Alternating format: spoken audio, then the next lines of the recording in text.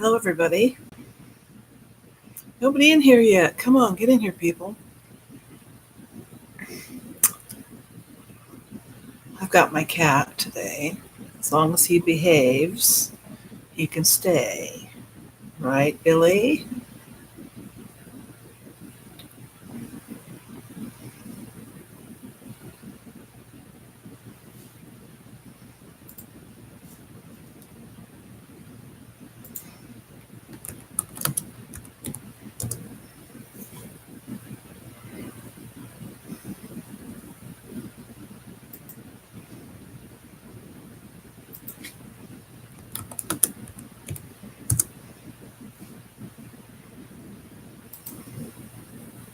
Hey!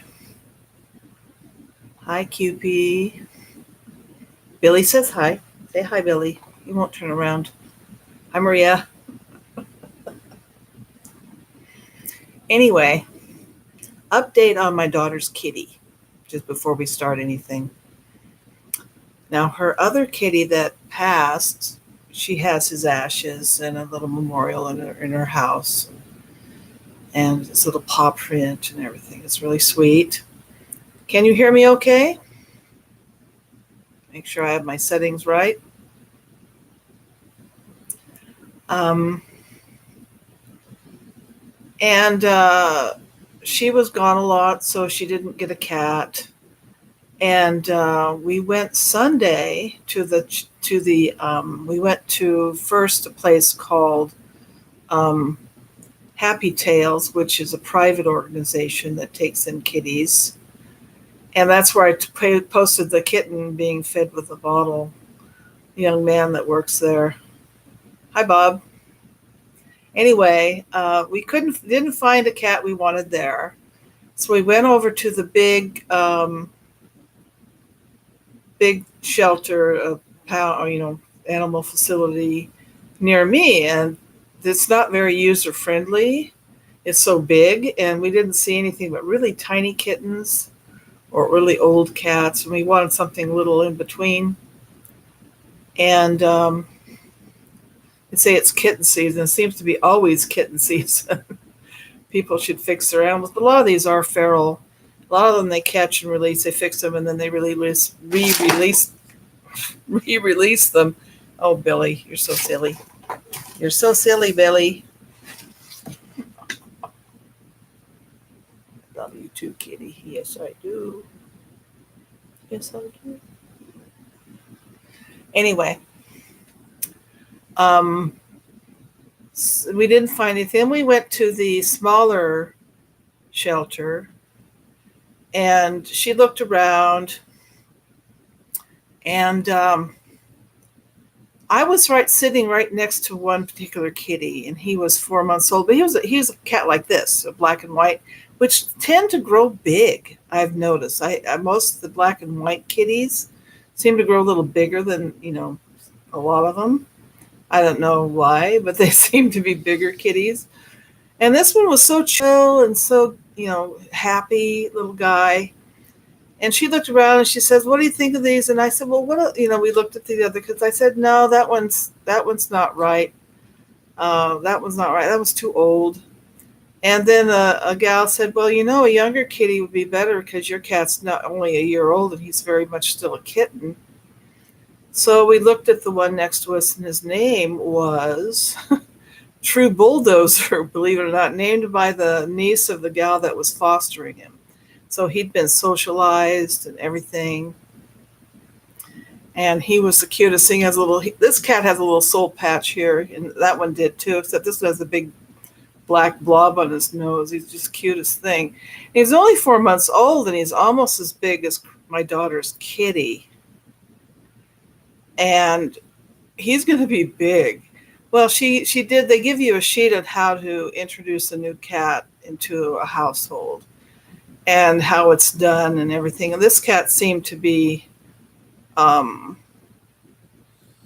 hid a few days and then was totally okay after that. Now she's already introduced them, and they seem totally happy with each other. And the new kitten is of course, being submissive to the cat that lives there, but playfully so, and the other cat doesn't seem to be, mean or anything. The other cat's happy to have someone else because he was just, the cat she had, whose name is Henry, was just crying constantly after his bonded buddy passed. Just crying and crying. No matter what she did, he would just cry at the window like, where is he? Where is he? And even though sometimes he acted like he saw something in the house. And my daughter said she swore she heard another meow before she got another cat, that it was, her other cat that passed, that it was him that meowed. So, so it was like kind of weird. And, yes, he looks at me like, I love you. And so, we're hoping that Henry won't be so brokenhearted. Animals seem to be so much more aware and cognizant and emotional than they used to be. And I've basically stopped eating beef because, cattle are just the sweetest things. When you have a cow or, something like that, a steer, and you raise them, they're extremely sweet and attached to you. And pigs too. Pigs are smarter than dogs. And so I don't mind eating chicken or fish because I'll be honest with you, they're stupid animals. I don't think they're too horribly aware. They can be programmed to bond to you. Chickens, birds can, but unless it's a parrot or something, which are really smart. But chickens aren't really the top of the chain of intelligence in bird land. But even so, I have, I get into the plant protein or whey or something like that. So anyway, that's the update on the kitty situation. And after this last shift, funny thing happened with this kitty.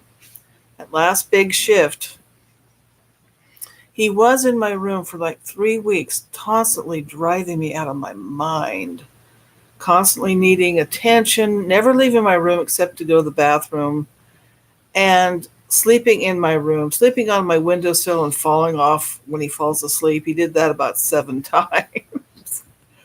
Maybe he messed up his head somehow. Maybe he messed up his brain. I don't know. What are you doing over there, kitty? Okay, you can sit over there. Anyway, and after that big shift, he suddenly starts sleeping in this room in the closet.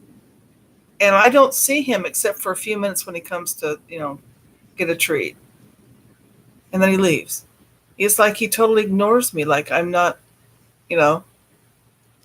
his best friend like I was before. So his personality just...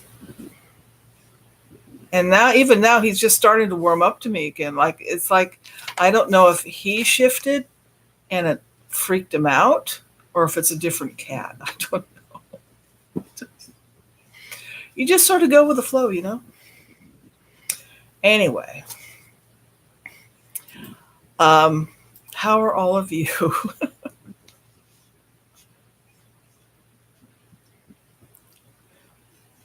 So, Bob, you have a kitty cat?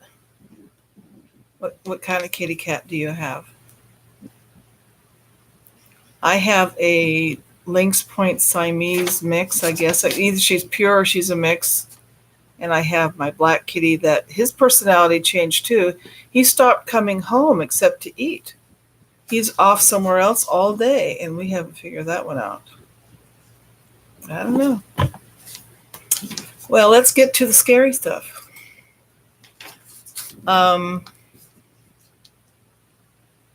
I have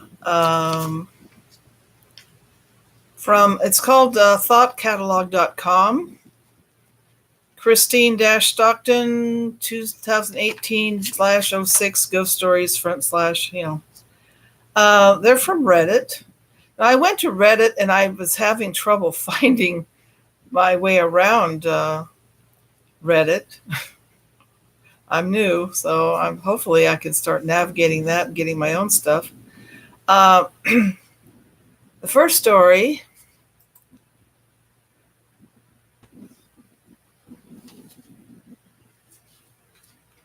Oh, let me say something that Bob just said. Okay, now people have been reporting doppelgangers, and I'm thinking, I think these are time slips more than anything else. But he says, last evening I came in the back door, seeing my cat on the lawn. I came in, closed the door, went to the kitchen, and my cat was right behind me. Yeah, that's fun. Oh, excuse me. I'm a, I get, the air's been really bad here because of the heat. Supposed to be 106 today. And we're in a valley, so the air pollution just sits here. It's nasty. Take a drink. It could be like the Galloping Gourmet that just, he drank wine throughout his early years, throughout his whole cooking thing, and he would be totally sloshed by the end of the program. Then he got sober. Anyway, first story. Number 1, she nearly died in an elevator. Now, some of these may not be true stories, but some of them, I think some of them are reported to be real ghost stories. And so she picked the ones that she felt sounded like they were real.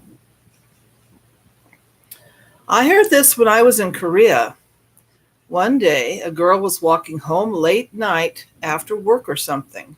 It was dark, around midnight. She lived in an apartment where they had an elevator. She got into the elevator, and when the door was about to close, a strange man with a very red hoodie entered the elevator. He apologized for scaring her and asked which floor she was heading to without making eye contact. She told him out of fear, and the man casually pressed the button and the one below. As they were on the way, he asked her for her cell phone if he could use it, but she declined out of suspiciousness and isolated herself in the corner. Now, it's written in rather abbreviated English, so I'm kind of adding the articles in there because it's not an English-speaking person writing this. I mean, they speak it, but they're not native. I can tell by the formation of the sentences and how they forget certain words. So she's in the elevator, hiding in the corner, basically pushed up against the corner. After seconds of silence, the elevator arrived to the floor of the one the girl was heading to, and the door opened. The guy slowly walked out the door and turned around, facing toward the elevator and the girl, and just stared at her without any movement.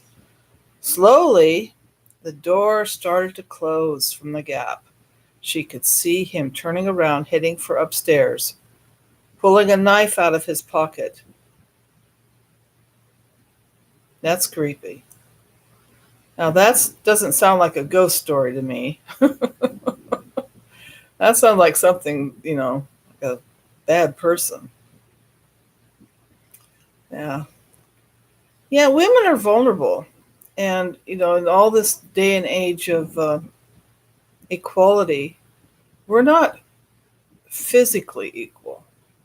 I mean, we're equal and maybe better in some things than men, and men are better than us in other things. But we're not physically equal. We are weaker, unless you've, taken martial arts, generally speaking. We have a vulnerability, and that girl was understandably fearful. And I know that, most men are very considerate, and, if the friends will walk you to your car and, make sure you get in your house when they drop you off. And, these are little things that have nothing to do with equality. It has to do with the fact that we have a physical vulnerability that most men do not. Okay, now the next story. Hi, Data Junkie. Ow, kitty. That's a little too much love.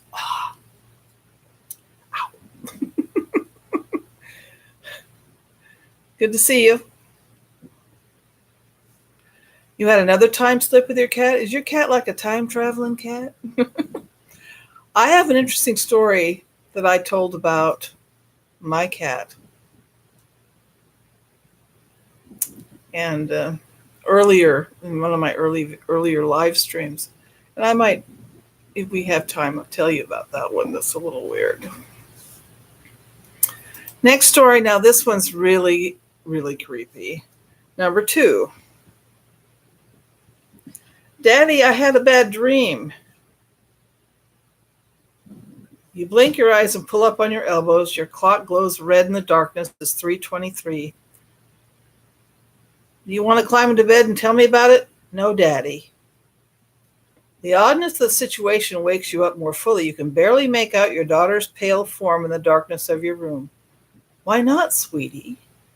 Because in my dream, when I told you about the dream, the thing wearing mommy's skin sat up. For a moment, you feel paralyzed. You can't take your eyes off your daughter. The covers behind you begin to shift. Now, that may be a fictional thing, but it's pretty creepy. Okay, number 3. This one's called My Dead Grandfather Stopped by the House. 2 days after my grandfather died, the neighborhood security guard knocks on our door on a Sunday morning. He told us, an old man came to your house earlier and knocked on the door for half an hour and finally left. When I asked him what he wanted, he told me he needed to say goodbye to someone he'd never had the chance to meet. We were all stunned, had no idea who this old man was or who he was looking for. When the guard came in, he shouted, "That's the old man," pointing at a picture of my grandfather. My entire family froze for a minute. I'm not 100% sure if the guard was telling the truth, but when you think about it, why would they lie? But I almost would like believing my granddad wanted to say goodbye to my newborn sister before resting in peace. That's probably happened. Deathbed visitations are not unusual. Number 4. Who was turning the doorknob? ? When my family hit hard times, we had to move into a small house where our uncle had recently shot and killed himself. Note to self: do not live in a house someone just killed themselves in. End of note. This is so sad. He had done this because of his depression after his wife had overdosed on pills and died the summer before. How very sad. Very sad. It all happened so quickly that when we moved in there was still a bit of blood in one of the rooms. Oh. Which just means he probably shot himself. They say, oh, I'll leave that mess for your family to clean up. Oh, goodness. He must have really been shattered by all that. Anyway, but on the 3rd or 4th night of living there, my sister and I, who were sharing a room in the tiny house, were awake in our room playing video games at around 1 or 2 in the morning when someone knocks on our door. Right? Yeah. We didn't think of anything of it and shouted for whoever was outside our door to come in. No answer. Another knock. And we stop and stare at the door. Another knock comes. The doorknob does a full rotation and snaps back as if someone turned it and let go very quickly. I get up and open the door, expecting seeing one of my sisters or my mother, the only other people in the house. I opened the door and stared at an empty hallway. I walk down the hall and peek into the other bedroom. My two younger sisters and my mother are both fast asleep. Well, isn't that lovely? That sounds pretty scary. Oh, Data, your dog disappears like does a little slipping on you, time slip.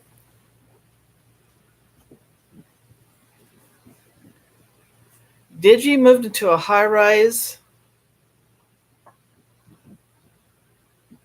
in a flat that prior tenants keep leaping from for suicide. Oh my gosh.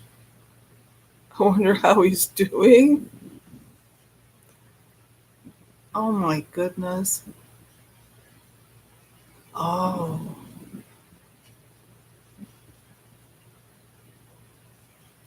That's horrible.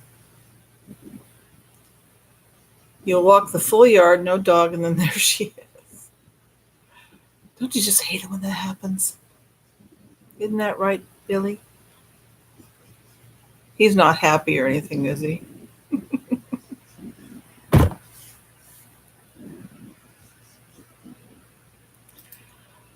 Okay. Well, here's another story, number 5. There was an eerie message on our television. I have a really good one, and it's actually true. It happened to me.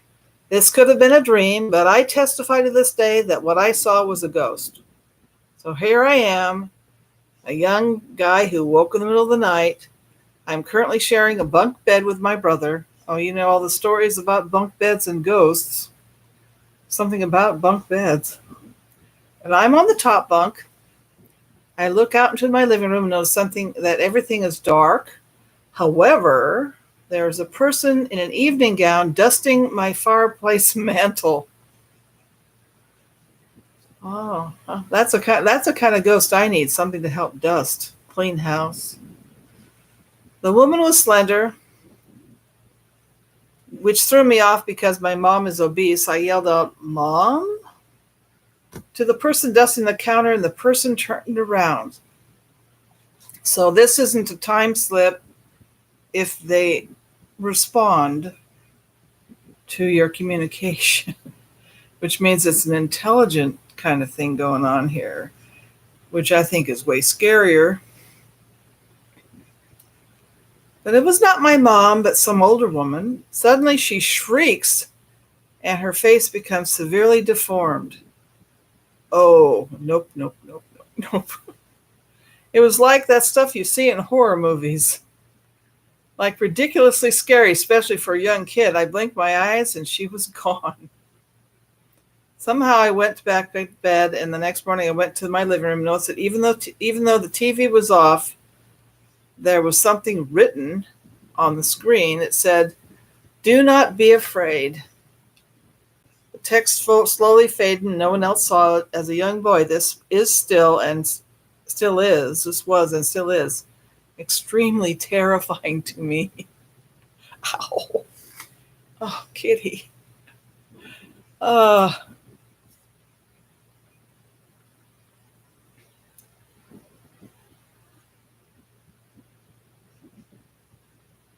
Hello, Paul. And Data says, usually she reappears when I turn my back to make sure the lawn guy didn't leave the gate open. I turn back around, there's my dog. I don't even have to click my heels or anything. Oh my goodness. We live in a strange world, don't we? Yes, indeed. This is Billy, Paul, in case you didn't know. It's one of my kitties, and he wanted to be with me today, so I didn't have the heart to kick him out of the room. So, and he's not being too bad, are you? No, he's being pretty good. Okay. um,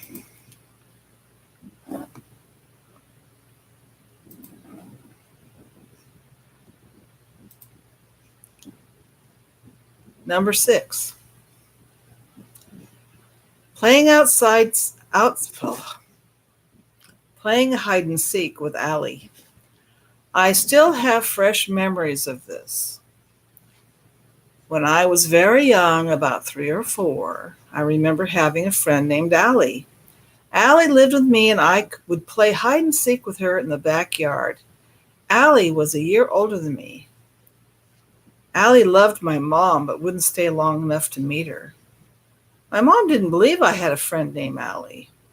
I kept telling her my mom first got a very white face and told me to stop, and Allie isn't real. Well, one night, Allie told me she had to leave, so she did. Never heard from her again. Fast forward when I was 16, and Mom told me that before I was born, I had a sister named Allie. She had passed away due to complication, and she doesn't know what it was. My mom tells me that it was probably all a coincidence since the divorce was going on during that time and I wanted a friend. But I still remember everything about Allie, and I refuse to believe it was all pretend. And we talked about imaginary friends a few weeks ago. Not so imaginary. Take care, Bob. Be well and be safe. Yeah, he's got funny markings, doesn't he? I call him Billy Diamond because he's got like a diamond shape here, a diamond cut out on his back, and a diamond on his chest. So he's got 3 diamonds. Yeah, it does look like a kitty, doesn't it, on there?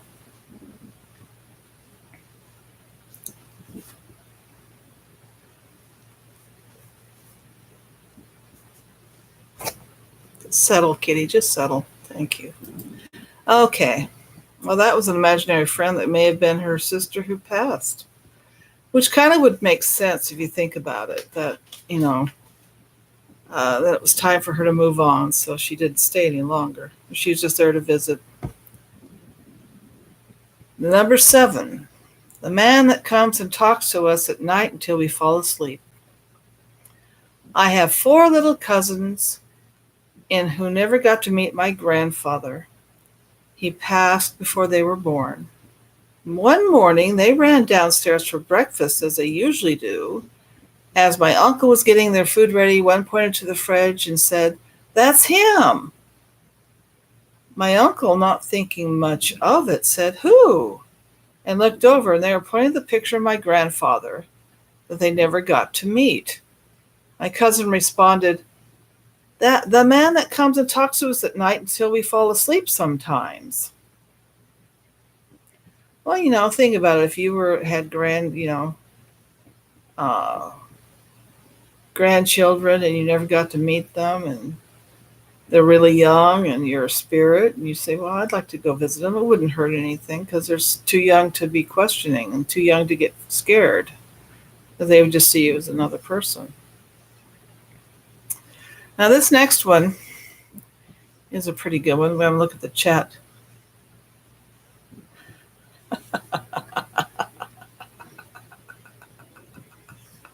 Yeah, maybe it is. Paul, your sister had an imaginary friend? Really? Do you think it was imaginary, or do you think there was more to it? It does look like a kitty, doesn't it? I never really noticed that. You have a little kitty on your head. Yeah.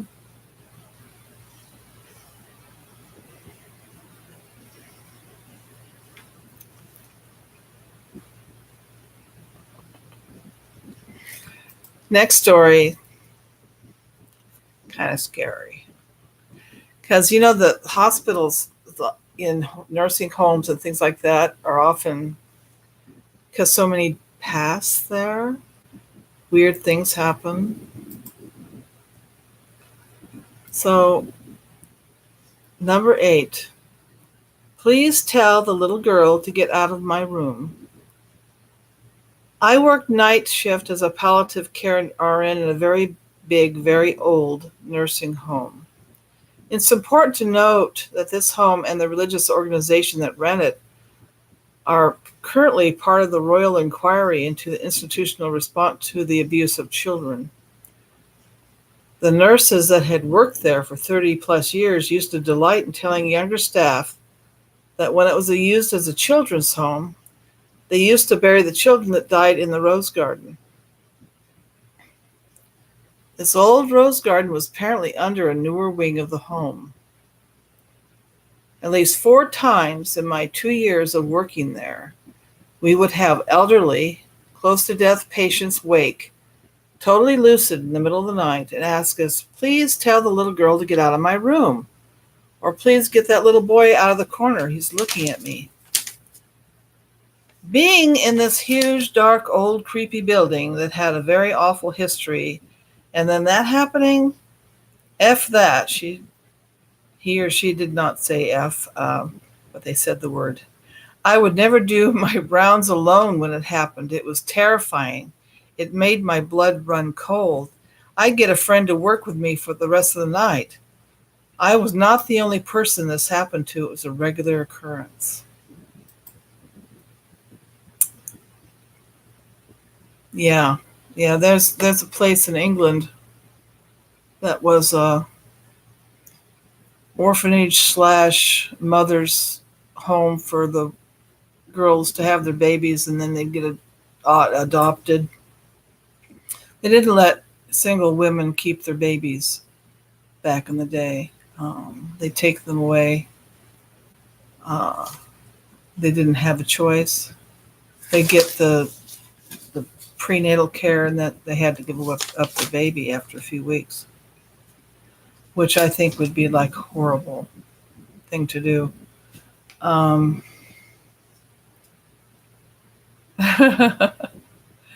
Yeah, what were your parents thinking, Paul, giving you a UFO alien book at age 8?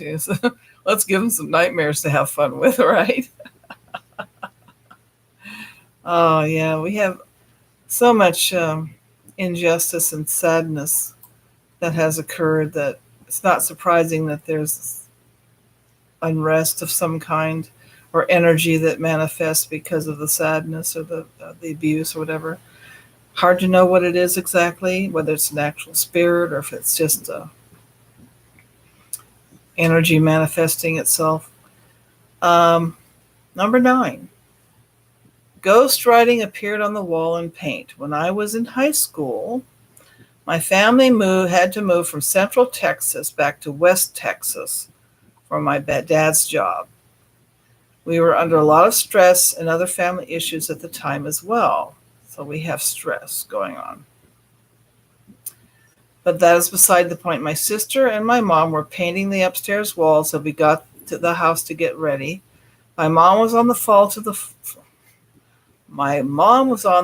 to the far right. There was a blank wall in the middle, and my sister on the far left. I was downstairs packing up things into boxes anyway.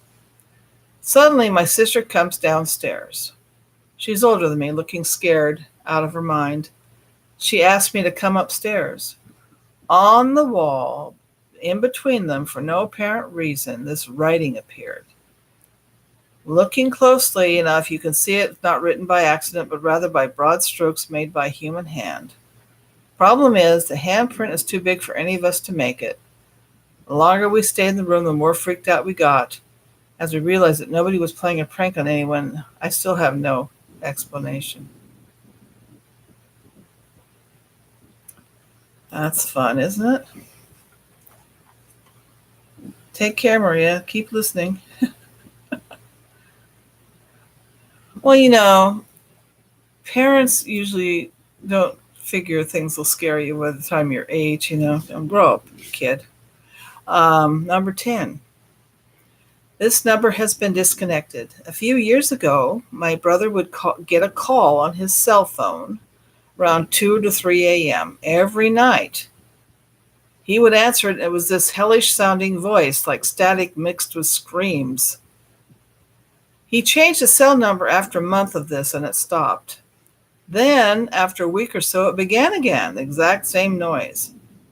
Oh, that would be creepy. Wouldn't that be creepy?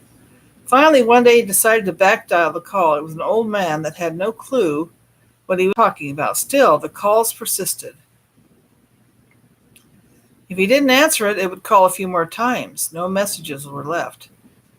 He decided to say, screw it, ended his contract with his phone company, switched to a new one, then got a new number.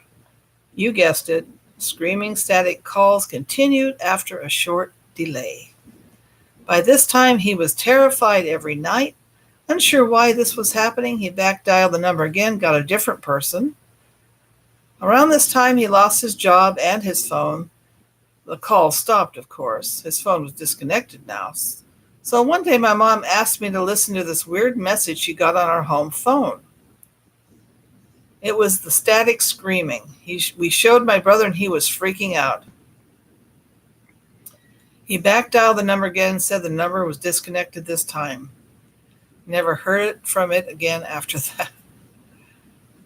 Quit messing with electronics, people.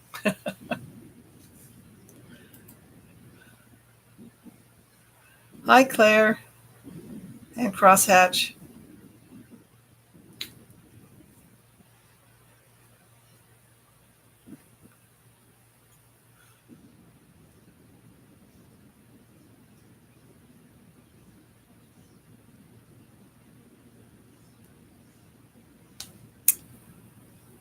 I don't like when electronics go weird.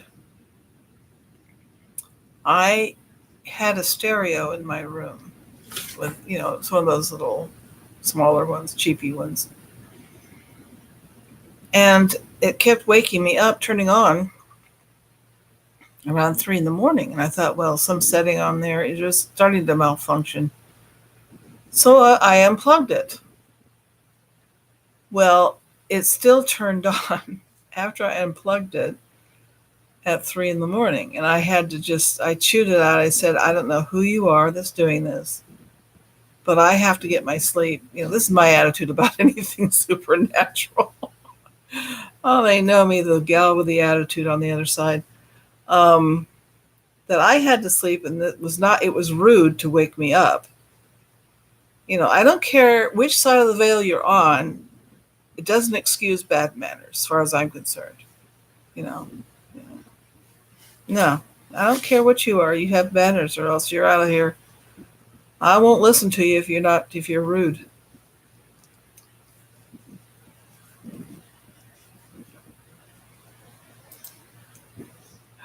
Oh, well, Crosshatch, you do what you need to. You can watch this later. You can watch it later. You be safe today, okay?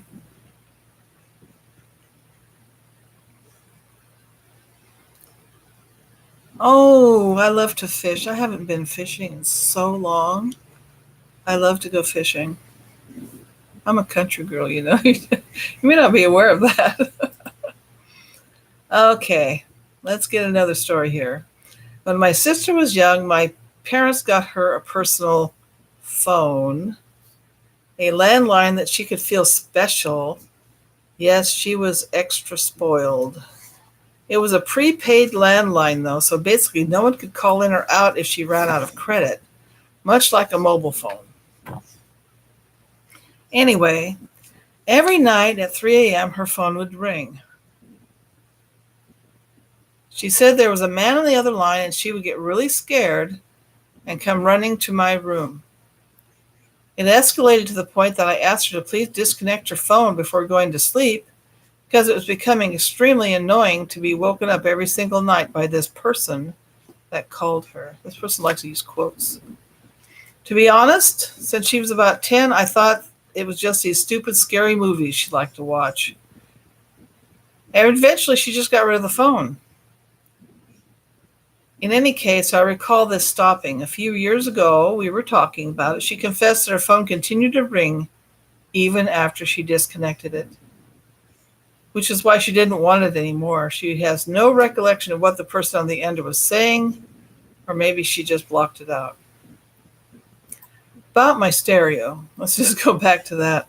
I realized that I had kind of a weak spot in my bedroom, right where I'd put the stereo, that things were coming in and out of. So I blocked it. I did Reiki and stuff, and I closed the portal, so no more problems.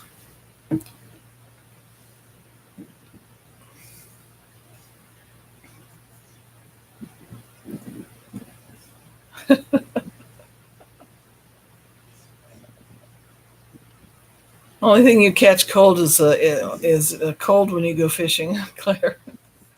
I like catching trout because trout are really good rolled in egg and cracker meal and fried in a bacon fat when you're camping.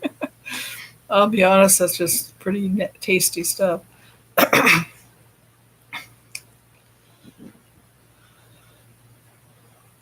Yeah,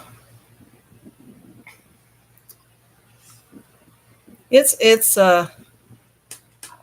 46 mac. Now my daughter-in-law's Korean, and she takes mackerel and just fries it till it's crispy, and then we eat it with rice and kimchi.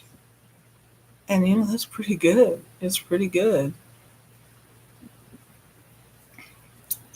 Yeah, it's hard when you have people that don't believe weird stuff can happen and you experience weird stuff and you're just like, well, thanks for believing in me. Not.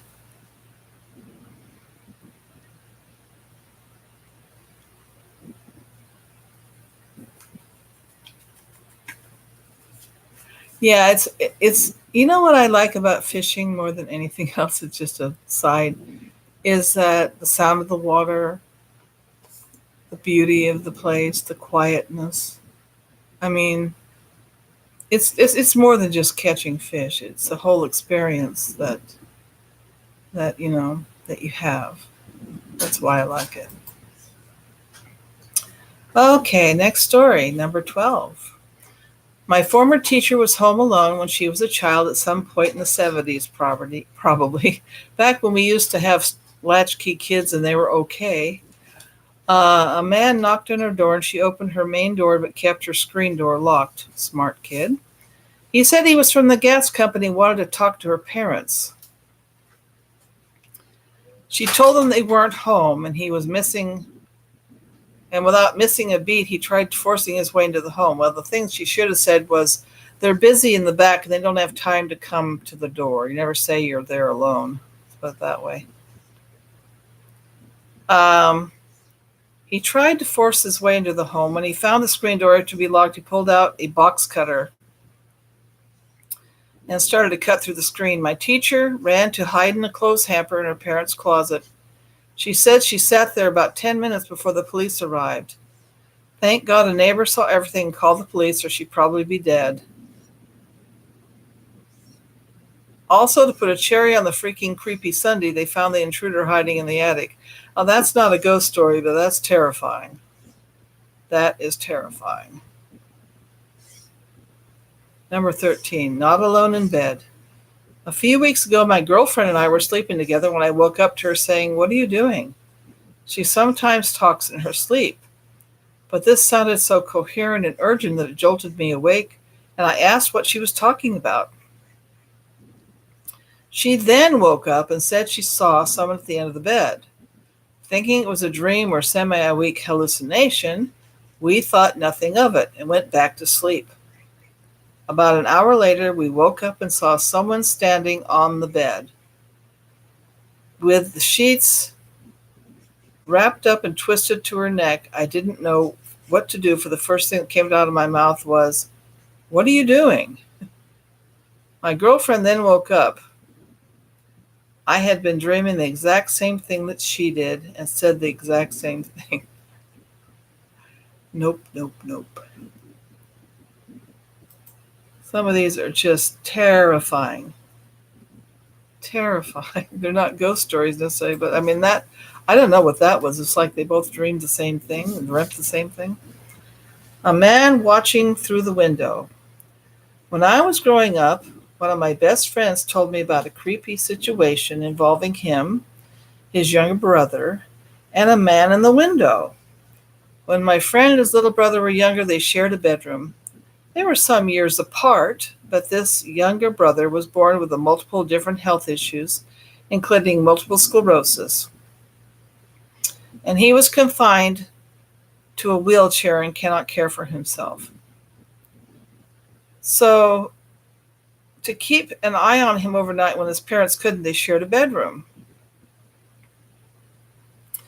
One night, my friend randomly woke up for no particular reason and happened to glance at his younger brother, but noticed something very startling: a strange silhouette of a man wearing a top hat. Oh, it's the Hat Man. That's not a good sign. Looking in through the window behind his younger brother's crib. First thing my friend did was jump up, turn the light on, then ran to his parents' room to tell him what he saw. When his parents came back to the room to investigate, his younger brother was having a seizure in his crib. A few of his family members say it was his younger brother's guardian angel standing in the window that night. My friend believes it was death. It's all pretty unsettling to me. I don't think that was an angel. Just saying. I don't think the Hat Man is an angel. I think they might be like the Grim Reaper or something. Hey, M.A. Yeah, I think a certain person in the room has seen shadow people and Hat Man and very unpleasant circumstances. Hospitals are really bad for having shadow people, Hat Man, and other kinds of things like that. They've also had examples of angels being seen too, things of light traveling through and hovering over sick people. And so, I mean, there's the dark and the light as well. Hospitals are notorious for being creepy sometimes. Uh, I sometimes wish they could clear the energy after someone's been a patient in a room. But of course, science doesn't agree with that sort of thing, but I do. It's like I went into a ICU in the Oroville Hospital, and I tell you, that place needed to be cleansed so badly. It was just, the energy was horrible in there. I just said, I don't know how people work in there, but they're probably not as sensitive as I am. Number 15. He saw baby-sized handprints on the windows. My friend and a few of his college buddies were going on a ghost hunt and had heard about some graveyard where children murdered by their mother had been buried. Lovely. The graveyard was located off the main road, so my friend parked his car on the side of the road, and the group of around 5 to 7 people, I believe, got out and followed the small path through the woods for a couple of minutes to get to the graveyard. Once there, nothing exciting happened for the first 10 minutes or so, and then they had tried everything on the website or wherever they heard the story of them told to do, with nothing resulting. So apparently they had read a website, go to the cemetery, and blah, blah, blah, and something will happen. They got bored, and being typical inebriated college kids, bad combination, started taunting the supposed ghost of the mother. Another bad idea. This continued for a few minutes before they got tired and decided to go back to the car, as one of the girls had to go to the bathroom. Why don't they put bathrooms in cemeteries if, so many people go to them in the middle of the night? The haunted toilet. Once they got back to the car, my friend, the sober driver, thank God for that, tried opening the handle without unlocking the car because he hadn't locked it in the first place. But he found it locked. Well, that can happen. That can happen by, anybody doing that. So that's not proof. But the group drove home laughing and talking like normal after they dropped off all the people at their homes. He went back to his own house. He got in at the same time as one of his roommates, who stopped and waited for him to pull in. Roommate had his phone out and shined the light in the window. When his friend pulled in as a joke, what he saw was tiny, baby-sized handprints all over the windows.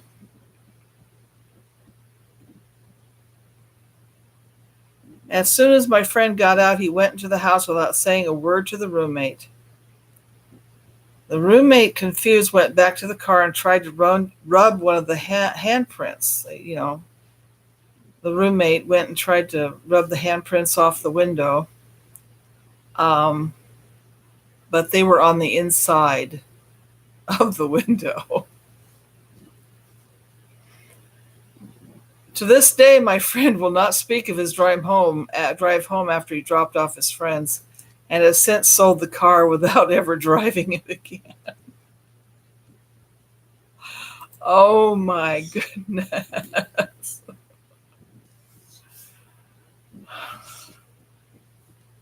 Well, I think like in America, public toilets are very, very rare, and it's a problem, you know.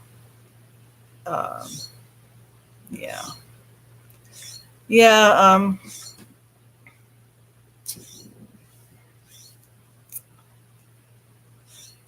It's, I mean, little handprints on the inside. That's just horrible.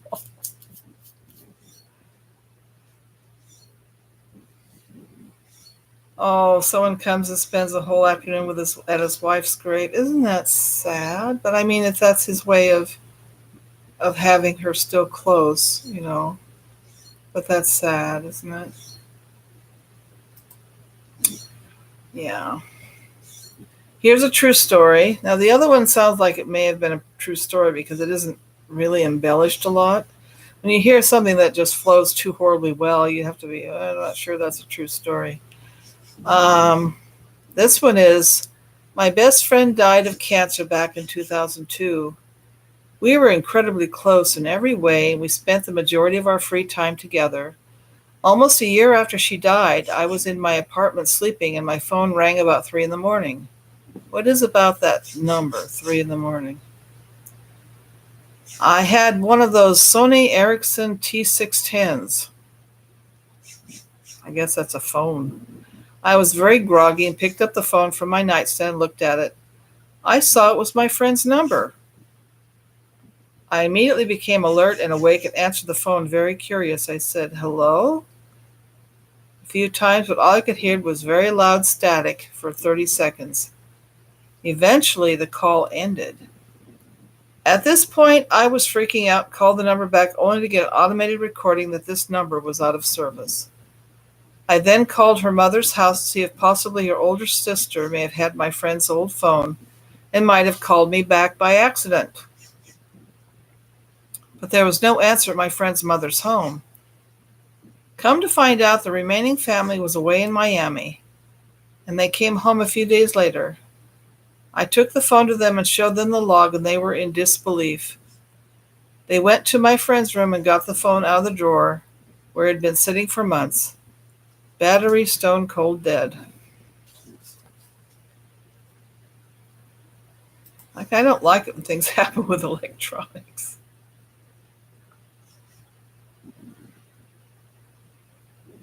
The magnetic field is absent at 3 a.m., according to the Navajo. That's why they tell everyone on the res to stay indoors from 3 a.m. till dawn. The rangers see lots of supernatural activity during those hours. In the stuff that I've been reading, they have a belief in what they call a skinwalker. And that's the time that they're out and about. And it's a very dangerous thing to run into one, because sometimes there's shaman that have gone into the darker side and to get more power. So they're very dangerous. And they have to do terrible things to become a skinwalker, like kill a close family member, etc. So yeah, I wouldn't be out and about in the wee hours on the res either, or anywhere in the desert. There's weird stuff that happens out there in the desert. Really strange stuff. So no. Nope. Nope. Nope. I wanted to go over on liveabout.com. Things to do if seeing ghosts. Here are 8 things you should do if you see a ghost. A public service announcement. Don't freak out.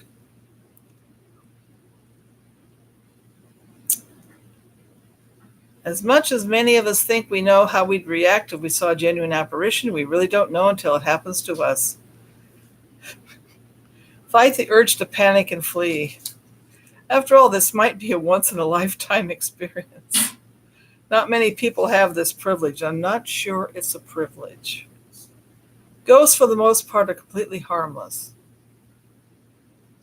I'm not sure about that. Try to communicate if this is an intelligent haunting. We were talking about that woman who appeared before that little boy dusting the mantle. It responded to his voice, so it was an intelligent haunting, not a residual one, which is a recording on the environment. They call it stone tape theory. Um, if there's an intelligent haunting, it could be a true spirit of once living person, or it could be something else. So um, I hesitate to go to try to communicate with it. Unless it is to say, just, I don't want to see you again and I don't want to hear you or anything. This is my space. You know, I don't think they should be rude and intrude. They don't have to intrude. They can be in their own little dimension and not bother anybody. And if they're negative, I don't want them around anyway. Um, Take pictures. Do not use the flash. Make sure the camera is perfectly still. I think if it's in your environment, you should not encourage things. I'm just saying, if it's okay to go somewhere else that nobody lives and do stuff, but I wouldn't do pictures maybe, but I don't think I do EVPs in my own home or anything like that. I really don't think that would be a good idea because it sort of it gives energy to the situation. Now, if you have something that's really blatant and intrusive in your home, I would perhaps call someone in to help. Document things,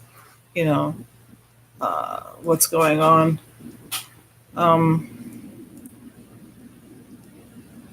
But certainly do not encourage the behavior by giving it a lot of energy. I know that people see these people doing that, but these ghost hunters and stuff will go into a place and they'll make it worse because they stir it up.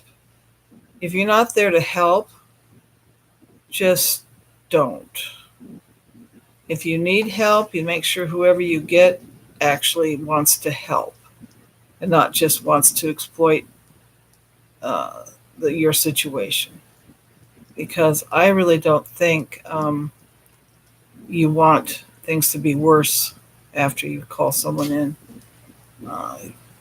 If possible, learn the history of the home, and maybe there's some way that you can calm or get rid of the activity through, whatever means necessary. Compassionately as you can if necessary, or not so if it's something negative. I mean, it's not negative. If it's negative, you don't mess around with that stuff. You bring out the big guns. Just saying.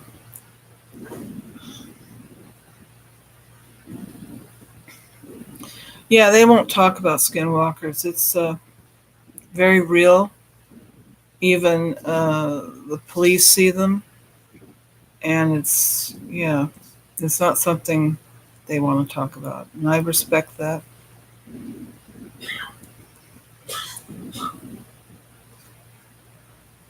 Yeah, I mean, it's not a joke. It's not a joke to deal, if you have manifestations in your home. It's not, oh, this is exciting, oh, goody. I don't quite understand that. I mean, it's like they don't... The Dead Files is one of the few shows that they try to help the family by getting rid of the negative thing or helping someone move on or something like that. They're there to do something good, not just to exploit. And I think we need to realize that there needs to be respect. Well, let me put it this way. A lot of times when I go to bed, I'll have my prayer where I ask protection to me and my family and friends in their homes. I ask the angels to surround the property. I Reiki all the properties. I send the angels to what their personal angels to watch over them as they sleep. And I ask all things, God blesses all of us, everyone, everything in all dimensions in my space, that they are blessed and protected, and that we respect each other, mutual respect and harmony, that we live in harmony with each other. And so I believe that, we can live in harmony with other dimensions if we work at it. But on the few occasions when they don't listen to that, um, you may have to get some help. Sometimes a native shaman or medicine person will be needed. Sometimes it'll be a religious figure. Whatever it is that, you know, your belief system, the important thing is the faith and belief you have, because that's the power. The power is in the faith and belief. And if it's a real person, that spirit is stuck for some reason because they think they're going to hell when they cross over or something, then you have to figure out what their belief system was and find someone that they will believe in, I guess. Yeah, I'm kind of a ghosts kind of avoid me. They know I have an attitude about it. So, you know, you don't need to be that way. Just because you're a spirit doesn't mean you can be rude. Um, Northern lights, snapping the energies. Northern lights fascinate me, and I think they're seen further south than they ever, because the Earth is like smaller, so people see them further south than they ever have.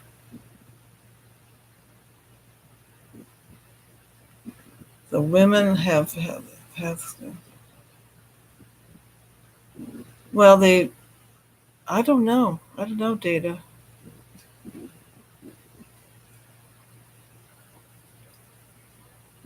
If you have an opportunity to do a sweat lodge, Paul, I would take it, unless you can't handle that kind of heat. If you have like a heart condition, if you ask your doctor if it's okay, because it does stress the body a little bit. Make sure you drink a lot beforehand of water. But it is a transformative spiritual experience. So if you have an opportunity to do a sweat lodge and you've been invited, that's a rare, rare privilege for you to be invited to something like that, especially if it's the real deal. Oh, yeah, that would be awesome. It would be transformative. It would be really, really insightful. It would be awesome. Um, so let us know if you do that. That'd be cool. Next little bit. Uh, I just saw a great movie called Us. It's the Jordan Peele movie. Has Nyong'o, whatever her name is, black gal. She's an amazing actress. The acting in this was so good, and the story was so surprising. I could not predict this movie. I mean, there were certain things that were their classic horror movie thing, but then it would turn and twist on you, and just going, what? And the ending was totally surprised on the ending. It was such a good movie. I recommend, if you're a fan of horror movies, to it is not excessively gory or anything. It's really um, has a story. And it was so nice to watch something that wasn't the cut and paste horror movies. You know the ones I mean, where it's like, yeah, I know what's going to happen. She's going to trip because she's in her nightgown with high heels. That sort of thing. Um, but there's a list. It's called the Graveyard Shift, and it's a thing on the best '80s horror movies. Um,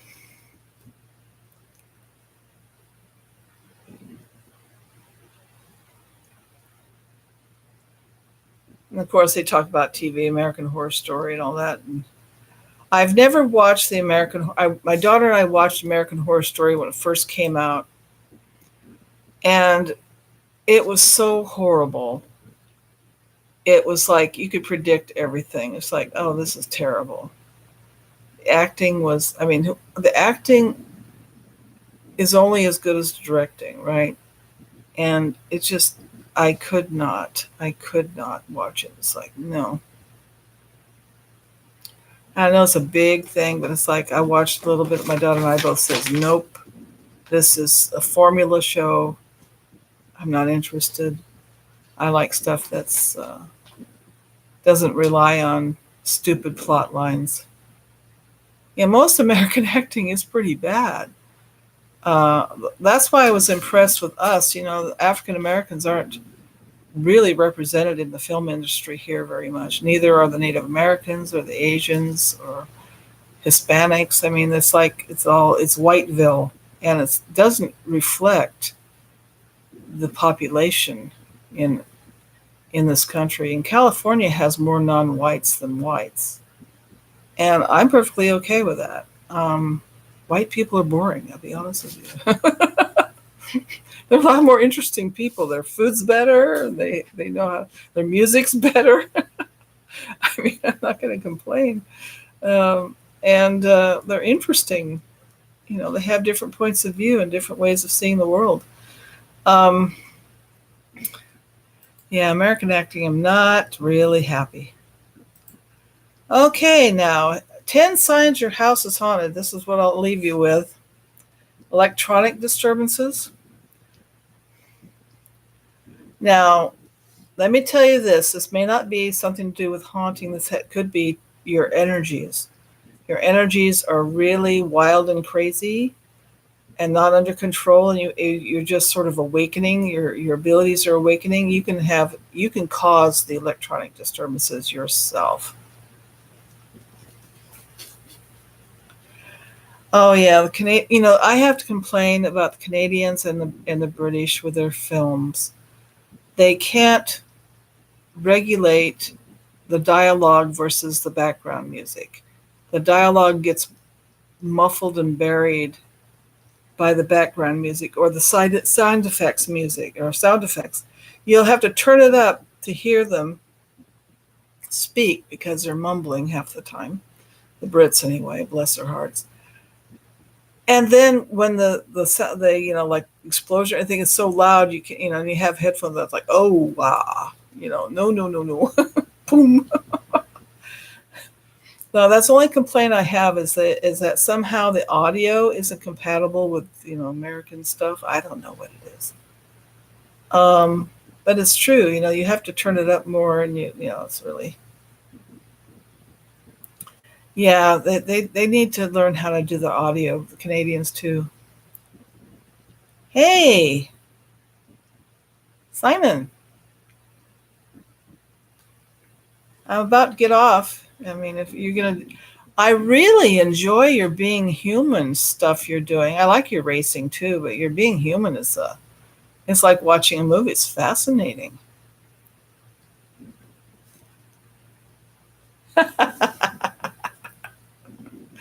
I don't know.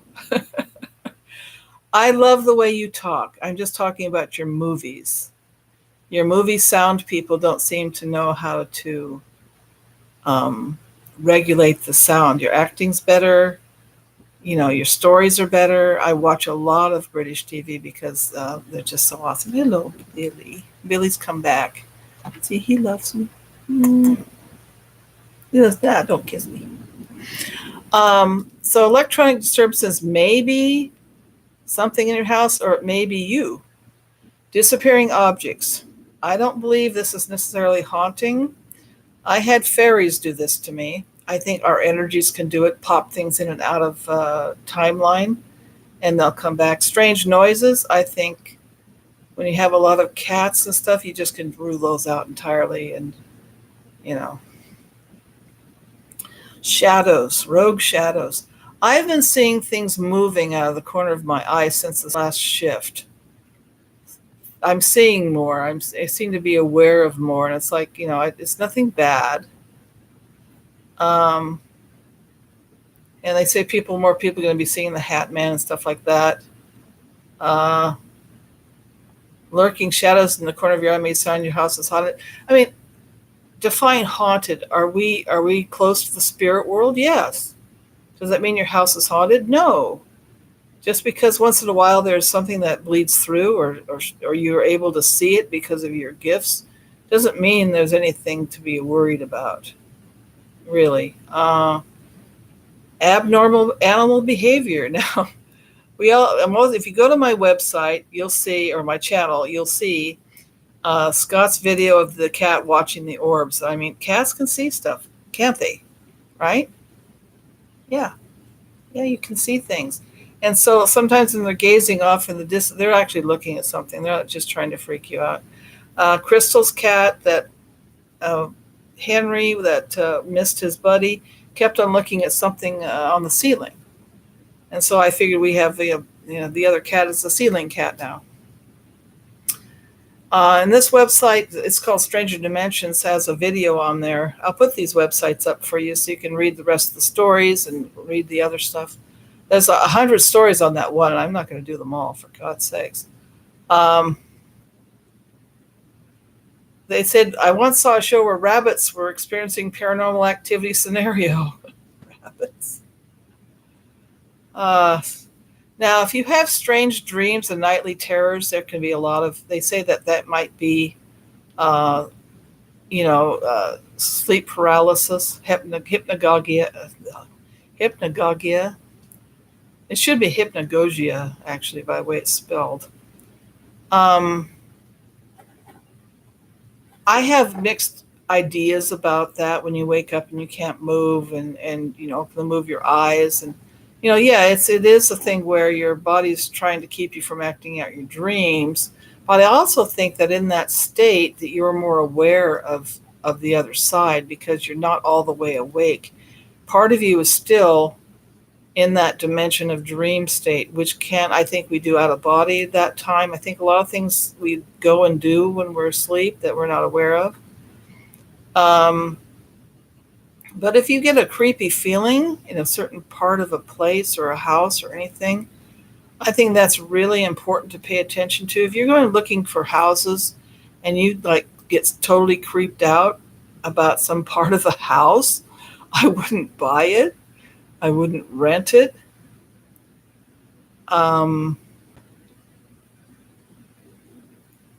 So it's like, I think nothing's like black and white. I think those of us who know about the Mandela effect know that every time there's a shift, things can be different. Psychokinetic activity today is one, but you can also cause that. Our energies can cause that. Children, teenagers can cause this with their uncontrolled, angst. This is not unusual. Seeing an apparition, I might say, well, if you keep seeing one that does the same thing, it's a residual. If you see one that's acting like it's trying to communicate, then I'd get some help with that. Make sure whoever you get is someone who really wants to help, not just exploit you.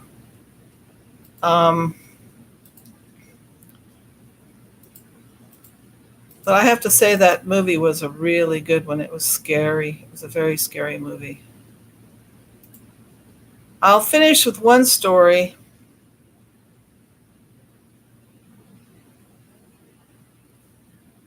For you.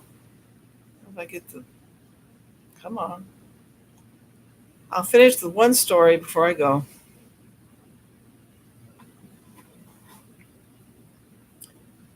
A ghost haunted the hotel room. A man goes to bed and breakfast. While checking in, the owner tells him that the room next to his is undergoing some repairs. So don't open the door or anything. The man goes to his room, drops off his things, then is bored. He pokes around the house a little with nothing else to do. He decides to see the room that needs repairing. He tries the door and it's locked. He wonders why the owner would even bother warning him about this room since it's locked anyway. Whatever. He peeks through the keyhole and the room beyond isn't actually being repaired. It's completely empty, except for a figure on the far side of the room sitting in a chair facing the wall. The man stands up Again, creeped out, just to make sure he wasn't imagining anything, he bends down and looks through the keyhole again. This time he doesn't see the figure or the room at all, just the color red, like someone was blocking the keyhole with construction paper. Weirded out, the man goes to bed. When he's at breakfast with the owner the next morning, the man asks him casually about the repairs in the next room. The owner sighs and says, "Truthfully, I don't rent out that room because so many people have told me it's haunted by a ghost with red eyes." How's that for an ending? Well,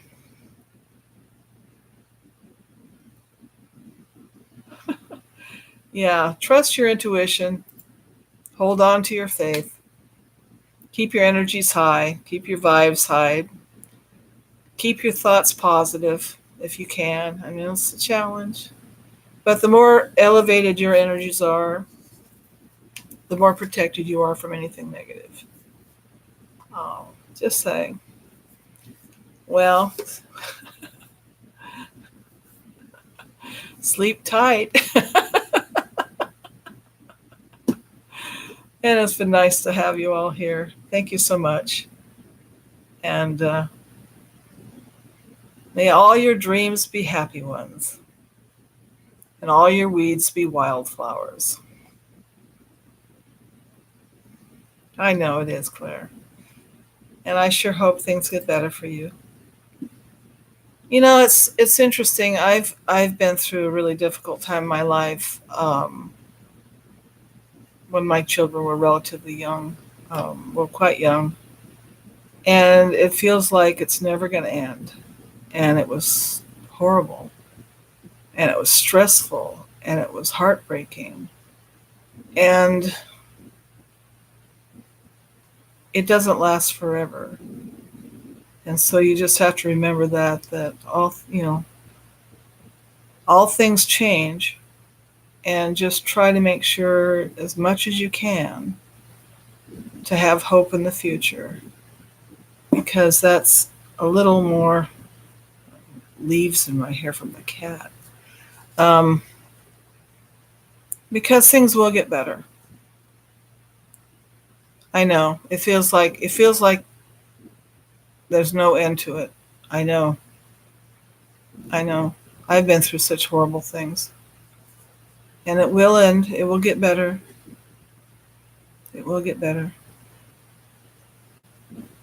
Well, you have to remember that if you look at this as a growth opportunity, that like people you meet and people you make friends with, even people that are negative toward you, are all here to teach you something, or you're here to teach them something, or a bit of both. So you look at it this way, that what am I to learn from this? And if I learn it, maybe it will pass more quickly. So what is it I'm trying to learn, that I'm being taught here to help advance my spirit and my soul, to understand vibration, energy, and all that sort of thing? What am I learning? What am I learning? And if I learn it and acknowledge it, maybe it will pass more quickly because you've learned the lesson. So it's like, done. I had to learn a lot. I had to learn forgiveness. I had to learn acceptance. I had to learn that I had worth. I had to learn that, everything isn't about me. People's behavior is their problem. It's not because of me, that I didn't cause it, even though they'll accuse me of causing it, that I did not cause it. And these things are the lessons I had to learn. And when I finally learned them and was able to reestablish boundaries, my life changed for the better almost immediately. But it was not easy. It took a lot of courage. So I pray that you will find courage and believe in yourself, Claire. Because you will get through this. This too shall pass. Most of us in the MA community have been through hell. I'll be honest with you, almost everybody. We've been through the ringer, just something terrible. It's just awful. And it's not right, but it's like, for some reason, we've been sort of like, oh, we're going to, these people, you're going to learn these lessons and become a higher vibrational spirit. Well, you're going to be okay. You got to believe that. You got to believe it. People believe in you. So hang in there. And may you all be blessed and happy and healthy and all that jazz. I'm not going to say love and light. Love and light. Nah. You all take care, okay? What doesn't kill you makes you stronger. That's not really encouraging, Paul.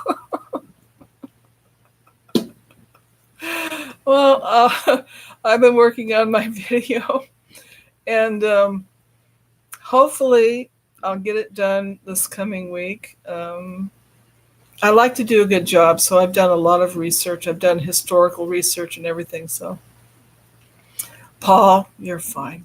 You're fine. You're all fine. You're all good people. Just remember that. And remember that if you're having a good day, pay it forward. Do something nice for someone. We all need that. I'll take care, everybody. Good night. Bye-bye.